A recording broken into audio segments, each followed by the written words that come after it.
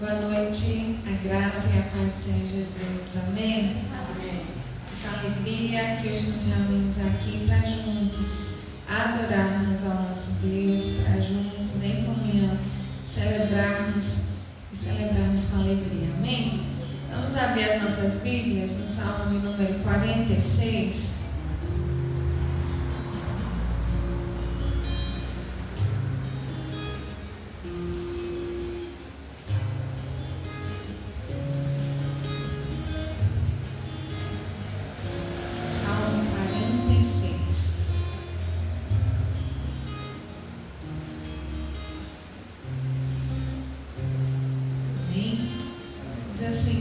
Deus é o nosso refúgio e fortaleza, socorro bem presente nas tribulações.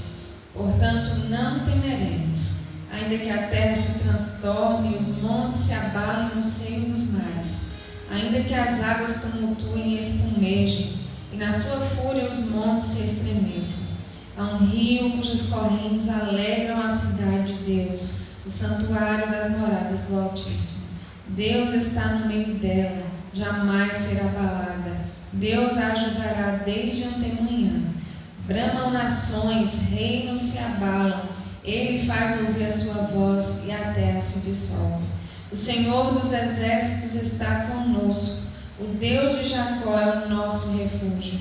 Vinde, contemplai as obras do Senhor, que assolações efetuou na terra. Ele põe termo à guerra até os confins do mundo. Quebra o arco e despedaça a lança, queima os carros no fogo. Aquietai-vos e sabei que eu sou Deus, sou exaltado entre as nações, sou exaltado na terra. O Senhor dos exércitos está conosco, o Deus de Jacó é o nosso refúgio. Amém? É interessante como esse salmo nos faz entender. Ele já começa dizendo: Deus é o nosso refúgio, a nossa fortaleza. O refúgio é um lugar de segurança, é um lugar de abrigo. E ele diz no verso 2: portanto, não temeremos, ainda que a terra se transtorne, os montes se abalem, como se ele quiser dizer, ainda que todas as coisas ruins venham a acontecer, muitas coisas ruins venham nos assolar, ainda assim não temeremos. Ele diz: não temeremos. Por quê? Porque Ele é o nosso refúgio, Ele é a nossa fortaleza, Ele é o nosso socorro bem presente nas tribulações.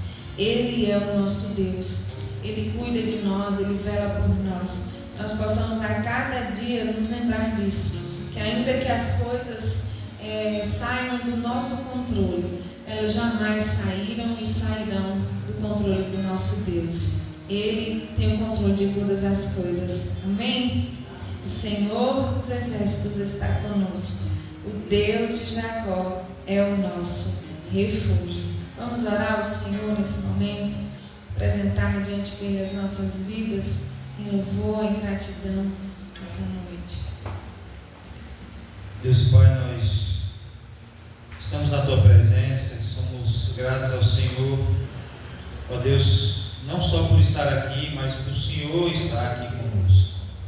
Louvamos o Teu nome por isso, porque nós cremos na Tua presença é real nesse lugar, aonde o Teu povo se reúne para buscar a Tua face, para Te adorar, o Senhor se faz presente.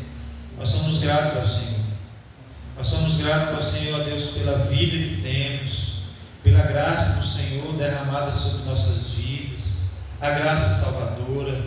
Ó Deus, nós louvamos o Senhor porque o Senhor nos faz compreender na Tua palavra que o Senhor está no controle de todas as coisas. Ainda que o mundo se transtorne, ainda que rumores de guerra se levantem, ó Deus, nós, o povo do Senhor, ainda assim pode ter confiança, porque o Senhor é o Deus dos exércitos. Ó Deus, está no controle de todas as coisas. Ó Deus, bendito seja o nome do Senhor.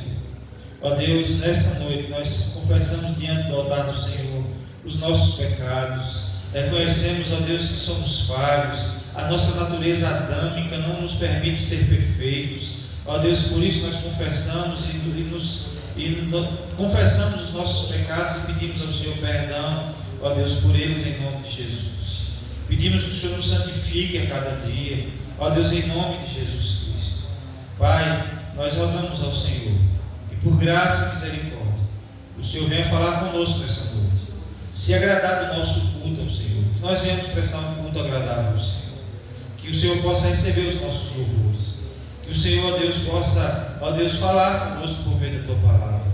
Ó Deus, em nome de Jesus Cristo, toma todas as partes desse culto, que seja agradável a Ti e que seja um culto abençoador, ó Deus, em nome de Jesus. É assim que nós oramos, em nome de Jesus. Amém. Amém. Vamos louvar o Senhor com todo o nosso coração. Amém? A Ele toda a honra, toda a glória.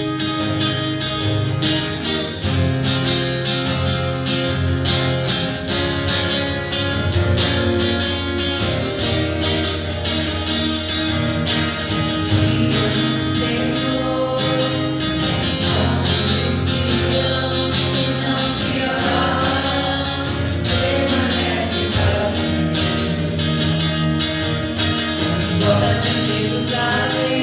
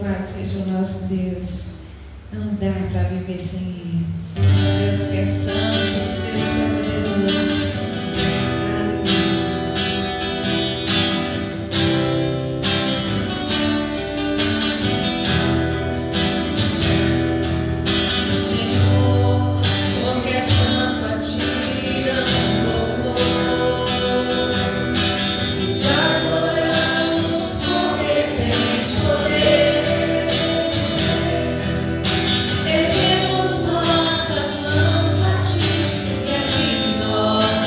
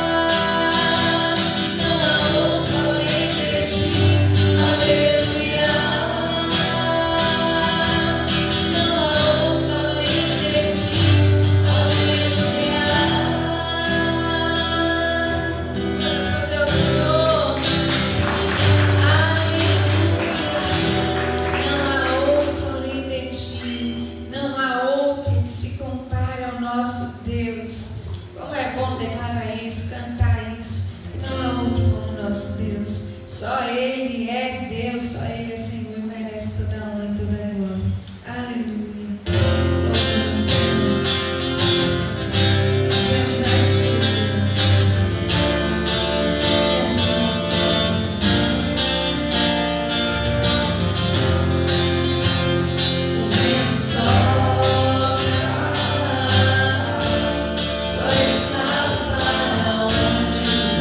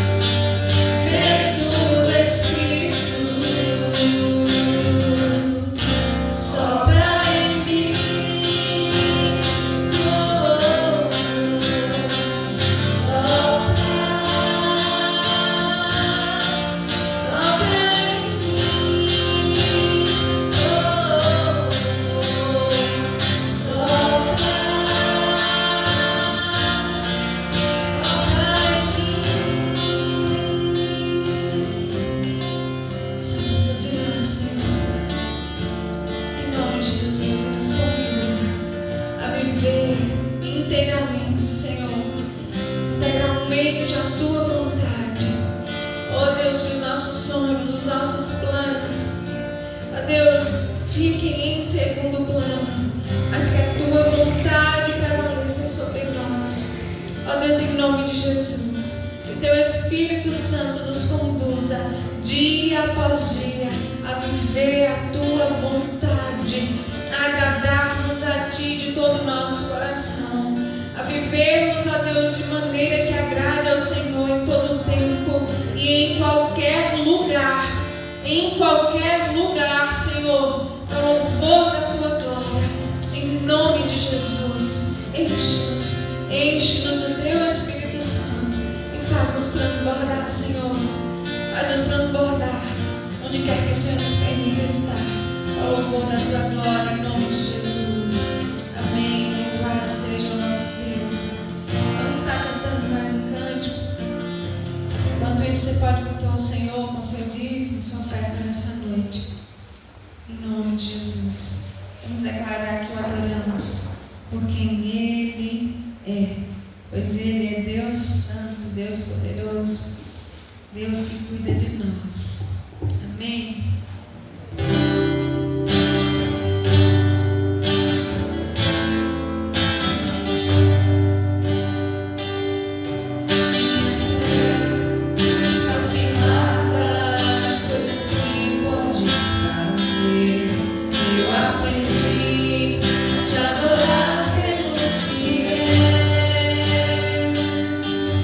Ele veio, sim, amém. Somente Ele.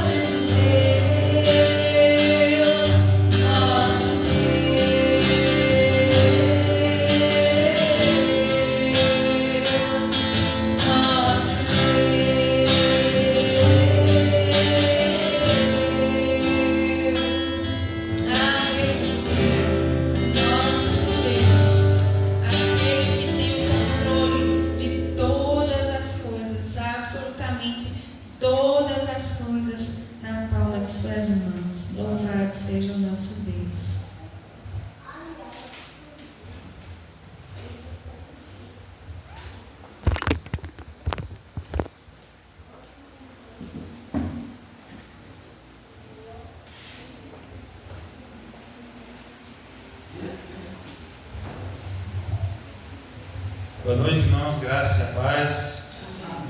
Amém. Vamos abrir a palavra do Senhor em Hebreus, capítulo 3.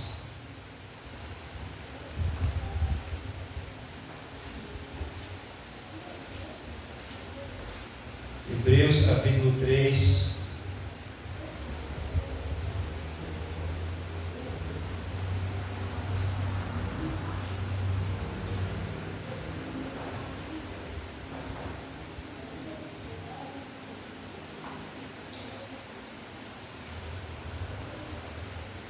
Amém? Diz assim a palavra do Senhor: Por isso, santos irmãos, que participai da vocação celestial, considerai atentamente o apóstolo e sumo sacerdote da nossa confissão, Jesus, o que é fiel àquele que o constituiu, como também o era Moisés em toda a casa de Deus.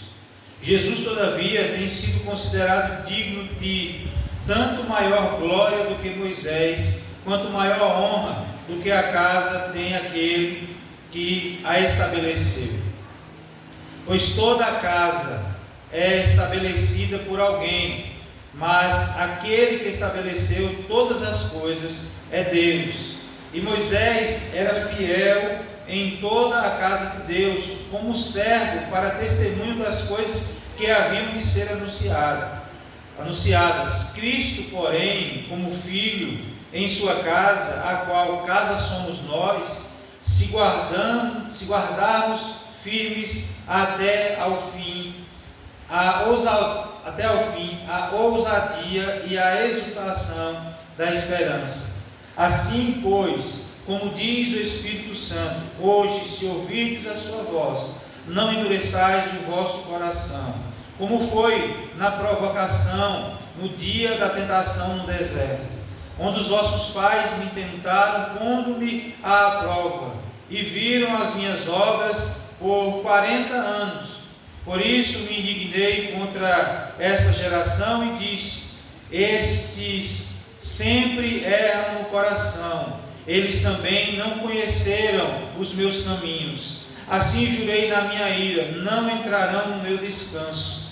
Tende cuidado, irmãos, jamais aconteça haver em qualquer de vós perverso coração de incredulidade, que vos afaste do Deus vivo.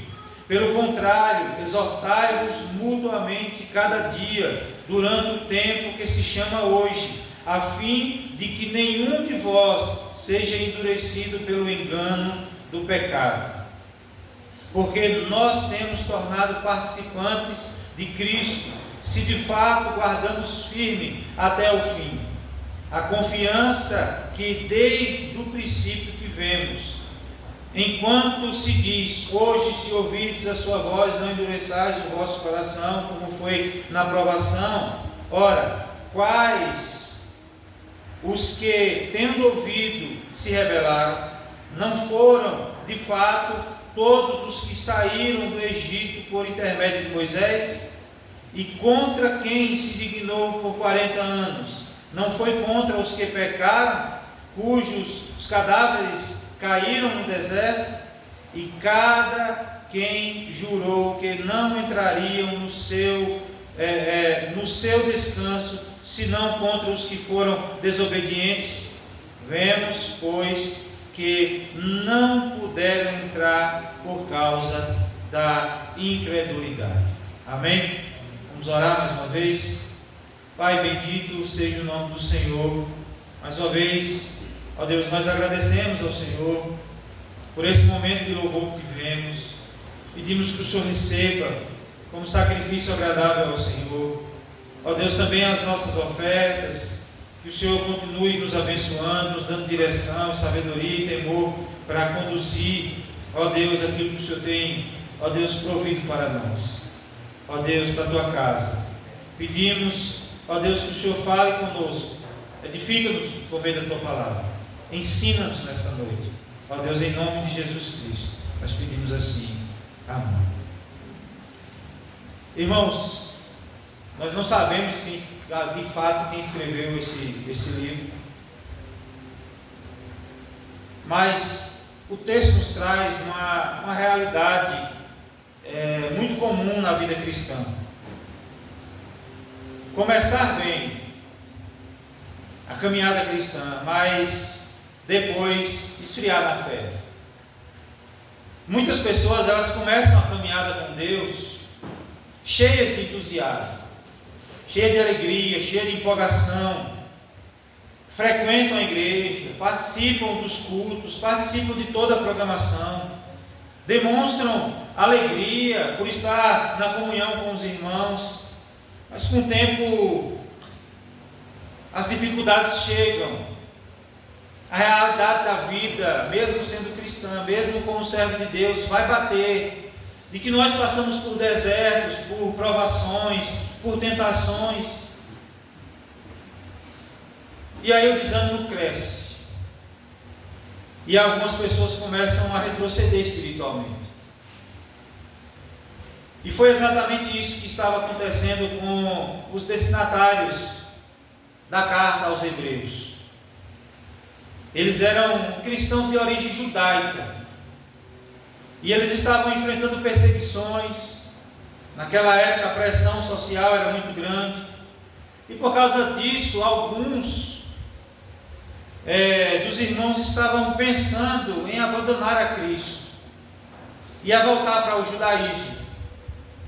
E o autor então escreve para mostrar algo muito importante, de que Jesus é maior que todos os que existiam na antiga aliança, ou seja, no Velho Testamento. E nesse capítulo o escritor mostra que Jesus é superior a Moisés, o grande líder de Israel. O capítulo também traz uma advertência muito séria. Ele fala do perigo de endurecer o coração e perder o descanso de Deus. João Calvino, ele dizia que nada é mais perigoso para a alma do que ouvir a palavra de Deus e permanecer indiferente a ela. Era o que estava acontecendo com aqueles irmãos. O escritor exorta os irmãos a tomarem cuidado e não retroceder, porque para voltar para o judaísmo era retroceder. Porque, irmãos, e hoje nós vemos muitas igrejas buscando a simbologia, os símbolos judaicos, trazendo para dentro do culto.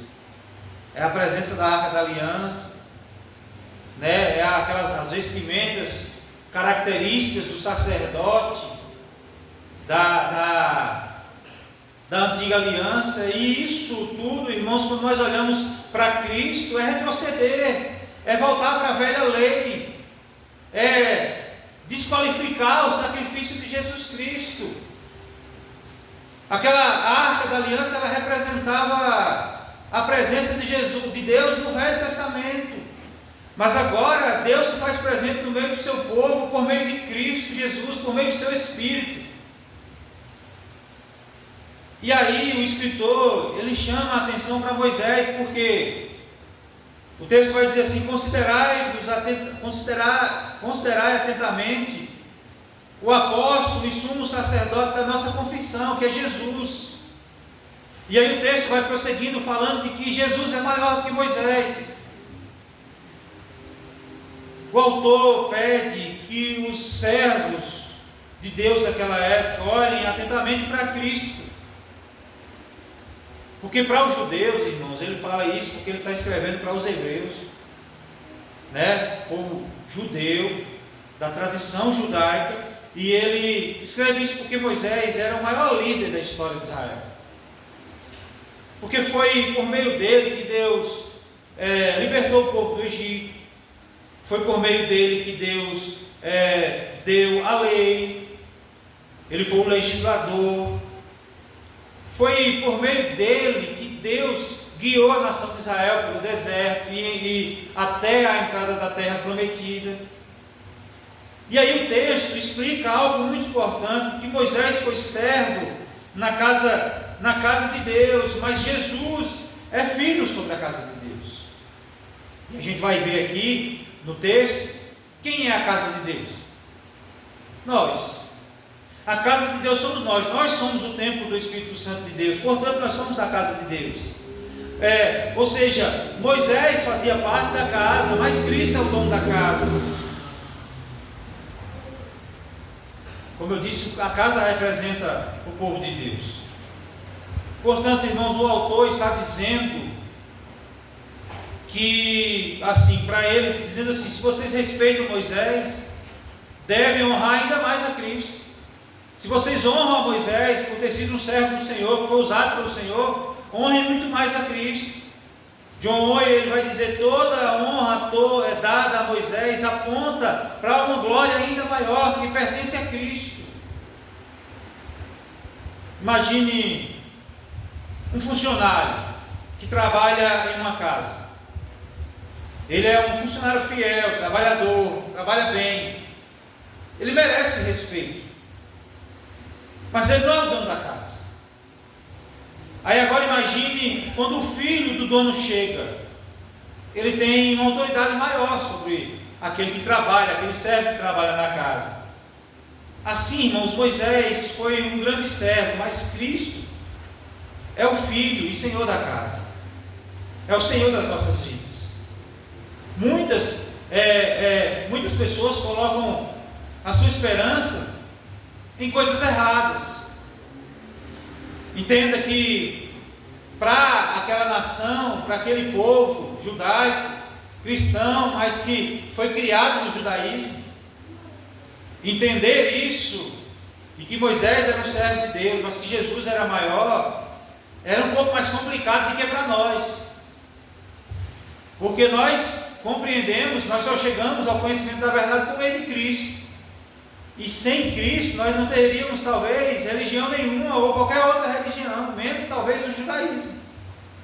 Mas aquele povo crescia nos ensinamentos do Velho Testamento. E ok, a lei era necessária para aquele tempo. E ainda é até hoje, que a lei não foi abolida.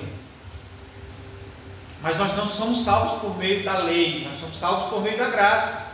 Porque se nós não podemos cumprir a lei na totalidade, então descumprimos ela.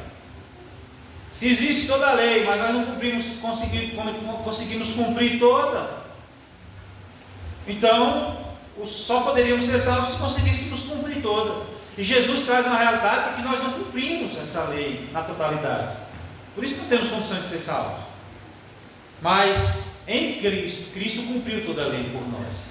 E em Cristo nós somos salvos. Por meio dele, por meio do seu sacrifício, recebemos a redenção do Senhor. Porque nós não podemos cumprir, mas Cristo cumpriu em nosso lugar. Amém? Mas quando nós olhamos essa realidade para eles e aplicamos para as nossas vidas, é que muitas pessoas, enquanto eles colocavam a sua esperança em Moisés ou na lei, nós muitas vezes colocamos a nossa esperança também em coisas erradas. Ou seja, muitas vezes nós colocamos a nossa esperança na religião. Eu sempre dizia que a religião ela não salva, ela aprisiona. Ela não liberta, ela aprisiona. Tem muita gente colocando a sua esperança na tradição. E nós vivemos no meio de um povo cheio de tradições, que foi passado pelos seus antepassados. Que muitas vezes a pessoa, mesmo sendo cristã, entra em crise. Por que eu não estou participando disso? Porque está acostumada a lidar com a tradição. Tem muita gente colocando a sua esperança em líderes. Você sabe, uma das maiores causas de decepção de cristãos, muitos desanimam na fé e muitos saem da igreja, é porque depositam a sua confiança nos seus líderes, e aí quando se aproxima dele, percebe que os seus líderes também são falhos. E aquelas pessoas que pintou a imagem de que o líder era um santo que não tinha pecado nenhum, ele descobre que o cara também tem suas falhas. A pessoa também tem suas falhas.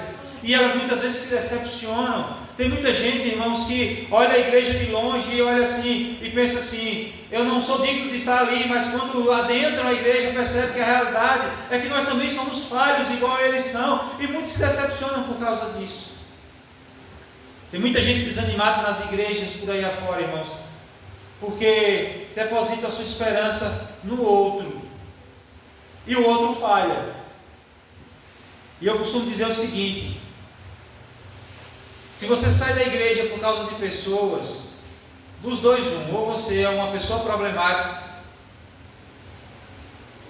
ou você não consegue compreender que as outras pessoas são problemáticas assim como você é também.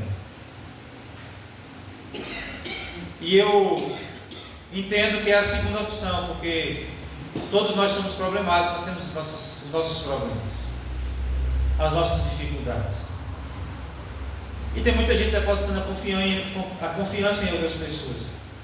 Tem muita gente que coloca a sua confiança na denominação. Mas a nossa fé, irmãos, não está em homens, não está em instituições. A nossa esperança, ela está em Cristo. Ela deve estar em Cristo. Olha, eu olho para o meu irmão, eu vejo defeito, mas eu olho para Cristo, eu vejo perfeição. E assim como Ele, eu sou salvo por causa de Cristo.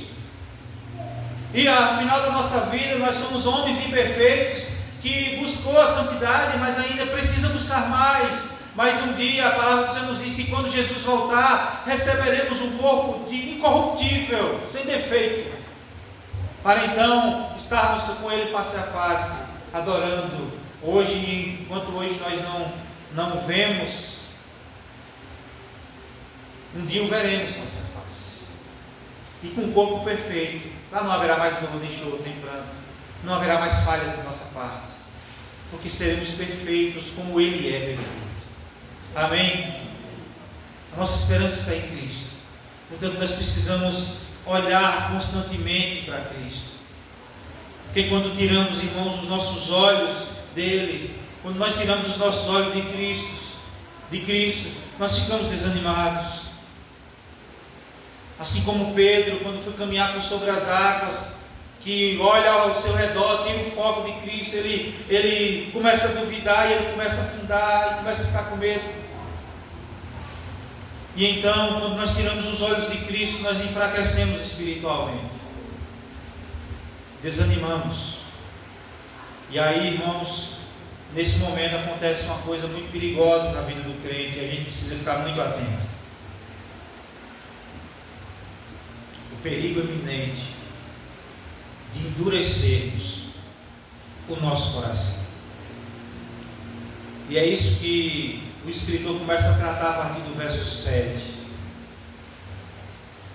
E é interessante que esse texto que ele cita aí, a partir do verso 7, ele começa a citar os Salmos, especificamente o Salmo 95, onde ele lembra do povo de Israel no deserto. E ele começa a dizer que o povo viu grandes milagres. Eles viram o mar se abrir. Eles viram durante 40 anos Deus mandando maná do céu,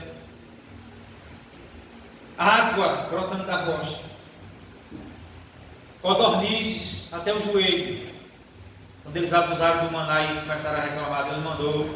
E é interessante que Deus manda lá e fala assim: comam até sair pelos narizes, pelas narinas. E mesmo assim, irmãos, aquele povo murmurava contra Deus. O problema não foi falta de milagre. O problema ali foi a incredulidade. O coração empedernido, coração duro. Eles tinham visto o poder de Deus, mas não confiavam em Deus plenamente. Por isso Deus disse: não entrarão no meu descanso. Charles Spurgeon, ele disse assim: o coração endurecido continua ouvindo a verdade, mas se recusa a obedecer.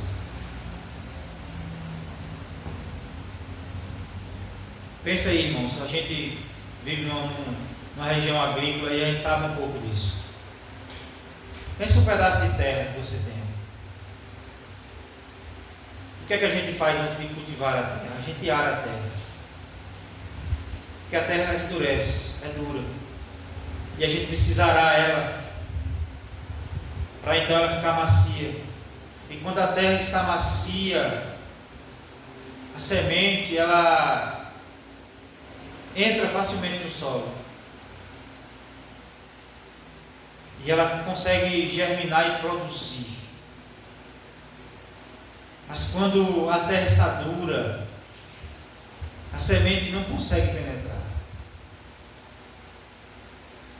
Assim, irmãos, também é o coração do homem, do ser humano. Quando o coração está sensível, a palavra de Deus, ela produz frutos. Quando o nosso coração está sensível, irmãos, ao ouvir a palavra de Deus, ao ler a palavra de Deus, nós somos tocados por ela, nós somos desafiados muitas vezes por ela, nós somos confrontados por ela. Nós conseguimos, ouvindo ela, sendo confrontados com os nossos erros e sendo encorajados naquele momento a mudar de vida, a mudar de direção. Mas quando o nosso coração está endurecido, a palavra não produz transformação nenhuma. E nós estamos vivendo numa geração, irmãos, de pessoas com o coração empedernidos, onde por muitas vezes a palavra é pregada, mas não há reação nenhuma, porque a palavra não consegue penetrar em solo fértil, como semente para produzir o que ela deve produzir.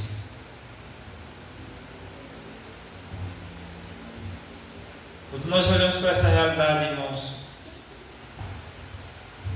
e pensamos em aplicar nas nossas vidas, uma pessoa pode ouvir muitos sermões, ela pode conhecer a Bíblia. Quantas vezes a gente não conversa com pessoas e às vezes a sensação que a gente tem é que ela conhece mais a Bíblia do que nós, mas ela continua na mesma vida. Não há mudança, não há transformação. Tem muita gente, irmãos, que frequenta a igreja por anos e mesmo assim endurece o coração. Isso acontece, irmãos, quando nós ignoramos a voz de Deus, quando Ele nos corrige, quando Ele nos constrange, quando Ele nos confronta. E aí a gente começa a odiar o arrependimento. Nós não mudamos de vida, a palavra não causa reação mais em nós. Resistimos à correção do Senhor. E é por isso que o texto diz: hoje, se ouvirdes a sua voz, não endureçais o vosso coração. Deus fala conosco todo o tempo. Deus fala conosco hoje. Deus fala conosco todos os dias por meio da sua palavra. E quando nós ouvimos a voz de Deus, irmão, nós precisamos ficar atentos. Não podemos endurecer o nosso coração com a palavra de Deus.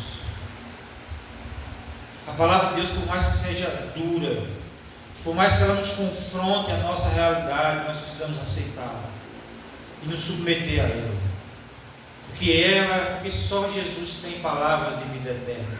É ela que nos molda, é ela que molda o nosso caráter, é a palavra de Deus que forja as nossas vidas, é a palavra de Deus que nos prepara para os dias difíceis, é a palavra de Deus que nos faz ter confiança. Irmãos, quando nós olhamos para o mundo hoje, o mundo está em guerra. A gente está vendo a gasolina já de R$7, o diesel de 7,50. E eu estava falando ali no carro com os irmãos, talvez o problema não seja o combustível ficar caro, talvez, pode ser que no futuro o combustível falta, o combustível falta. E aí muitos serviços começam a faltar. Para vocês entenderem, a comida chega na nossa casa por meio do combustível, dos caminhões que trazem e abastecem os mercados. e a gente vai lá comprar. Se os combustíveis faltar, a colheita para, o plantio é interrompido, e aí há um gap no espaço do tempo que o plantio que deveria ter sido feito hoje, que não for feito, que for atrasado um mês, o que quer que seja, só vai ter comida de novo daqui a um mês. Para vocês entenderem a dificuldade que nós estamos vivendo no mundo. Mas por meio da palavra de Deus, irmãos, nós entendemos que Deus é soberano sobre todas as coisas, que Deus está no controle de todas as coisas, e ainda que nós venhamos passar pelas dificuldades provocadas pelos homens desse mundo, ainda assim podemos ter confiança, porque o nosso Deus é o Deus dos exércitos de Israel, e Ele está conosco, e Ele está no controle de todas as coisas, e que ainda que as coisas possam fugir do nosso controle, ainda assim está no controle das mãos do Senhor, e por isso podemos ter confiança. E que se for para esse mundo acabar por causa da guerra, nós temos a esperança da glória de Deus, onde um dia estaremos eternamente com o Pai. Ainda assim temos confiança, e é a palavra de Deus que nos fala isso hoje. Amém. E aí o texto termina a partir do verso 12, falando sobre a perseverança, que é uma característica da verdadeira fé. O autor faz uma advertência muito séria. Ele vai dizer assim: vede, irmãos, que nunca haja em qualquer de vós um coração mau e infiel. A incredulidade faz a pessoa se afastar de Deus, e por isso ele diz que nós devemos exortar uns aos outros. Exortar uns aos outros todos os dias. Irmãos, a vida cristã, ela não foi feita para ser vivida sozinha. Talvez a única religião que nós não podemos viver com as igrejas fechadas é o cristianismo. Nós não podemos, ela não foi feita para ser vivida só. Tem muita gente hoje decidindo viver o cristianismo sozinho. Não querem saber da igreja, não querem saber de estar na comunhão com os irmãos, e dizem estar servindo a Cristo em casa. Mas isso é um engano, irmãos, porque Deus nos deu um ao outro aqui, para a gente encorajar um ao outro, para a gente se suportar um do outro, para corrigir um ao outro, mas também para fortalecer um ao outro. Quando a palavra do Senhor nos diz suportar uns aos outros, é a muleta que às vezes o outro precisa ser, e nós precisamos ser essa muleta muitas vezes para o outro. E depois ele lembra novamente do povo de Israel, de que muitos saíram do Egito, mas não entraram na terra prometida. Por quê? O texto responde claramente: por causa da incredulidade. Como diz Sproul, a prova da fé verdadeira é que ela persevera. Aí é onde entra na questão da predestinação, né? Que muitos têm crise com relação a isso. Mas uma característica do que foi escolhido por Deus, ele persevera até o fim. Os apóstolos perseveraram até a morte. A igreja primitiva permaneceram fiéis até no momento da execução. Muitos cristãos na África e em outros países aí estão sendo executados hoje. E é a prova de que eles permaneceram firmes até a sua morte. Essa é a verdadeira fé. A prova da verdadeira fé é que eles perseveram. Irmãos, a vida cristã é uma caminhada longa. Nessa caminhada a gente passa por muitos momentos bons, momentos difíceis, desertos, teremos momentos de luta, de cansaço, de dificuldade, mas o verdadeiro crente, ele continua confiando em Cristo, ele não endurece o coração. O verdadeiro servo de Deus, ele permanece firme. Ele pode cair, mas ele não abandona a fé. Ele pode falhar na sua caminhada, mas ele não abandona a fé. Ele pode chorar, mas ele continua caminhando até o fim. O escritor aqui está chamando a atenção dos crentes daquela época, dizendo: olha, se você quer desistir é porque sua fé talvez não seja verdadeira. Mas se você, mesmo que você esteja passando por lutas, entenda uma coisa, permaneça firme. Permaneça firme no Senhor. Quantas pessoas, irmãos, que estavam aqui não estão mais, porque não conseguiram permanecer firmes. Muitos ainda voltarão, mas, infelizmente, muitos deixaram de congregar, endureceram o seu coração, voltaram à velha vida, e muitos desses não voltarão mais.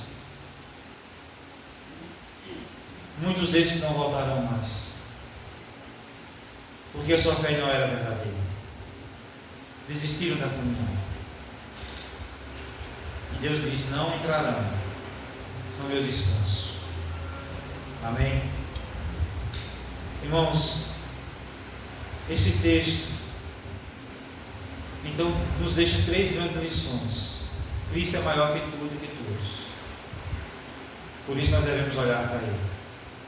O coração endurecido é um grande perigo. E que a fé verdadeira persevera até o fim. Nós possamos perseverar até o fim. O povo de Israel viu milagres, mas muitos não creram. Hoje nós temos algo ainda maior: o Evangelho de Cristo, revelado claramente nas Escrituras. E por isso nós precisamos perguntar: como está o nosso coração diante da palavra de Deus? Essa reflexão, irmãos, precisa ser feita todos os dias. Como está o nosso coração diante da palavra de Deus? Se hoje ouvirmos a sua voz, a voz do Senhor, não endureçamos o nosso coração, mas confiemos em Cristo e perseveremos até o descanso eterno. Amém? Que Deus, por conta da sua graça, possa estar ministrando aos nossos corações, nos fazer olhar para as nossas vidas e ver como está o nosso coração. Como está o nosso coração? E buscarmos a presença de Deus, para que a cada dia Ele possa estar moldando o nosso coração, a nossa mente, nosso caráter em Cristo Jesus. Amém? Vamos orar. Pedir aos irmãos que a gente viu aí as famílias enlutadas, criança de 12 anos, infelizmente, faleceu. Outro que eu não conhecia também foi sepultado hoje, morreu de maneira trágica. Nós temos o nosso irmão Tacinho, que perdeu seu irmão ontem, de maneira abrupta, inesperada, vítima do infarto. São muitas famílias enlutadas, irmãos, e nós precisamos orar por essas pessoas. Enquanto nas suas orações, coloquem essas pessoas diante do altar do Senhor. Fico imaginando, eu tenho uma filha de 13 anos, fez 13 anos agora, eu fico imaginando o coração de um pai como está agora, vendo sua filha no caixão. Vamos ficar de pé, vamos estar intercedendo por essa família.